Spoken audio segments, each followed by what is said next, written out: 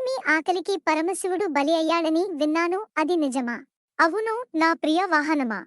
ఆ విషయం గురించి మన భక్తులకు మరియు శ్రోతలకు వివరించండి మాత.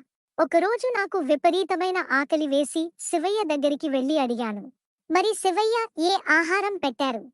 పరధ్యానంలో ఉన్న శివయ్య నా మాటలు వినిపించుకోలేదు. అవునా, అప్పుడు మీరు ఏం చేశారు? క్షణక్షణం నాకు ఆకలి విపరీతంగా పెరగడంతో చేతికి అందిన వాటిని తినడం మొదలు పెట్టాను. అలా ఏమి తిన్నా ఎంత తిన్నా నా ఆకలి మాత్రం తీరలేదు.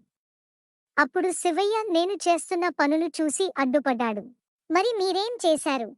విపరీతమైన ఆకలితో ఉన్న నేను ఏమీ అర్థం కాక అడ్డు వచ్చిన శివయ్యను కూడా మింగేశాను. అప్పుడు నా ఆకలి తీరింది ఆ కాని ఏమైంది తల్లి?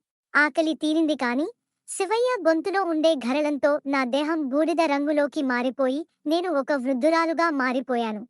ఆ ఘరల ప్రభావాన్ని తట్టుకోవటం నా వల్ల కాలేదు. అప్పుడు శివయ్యను బయటికి వదిలేస్తాను.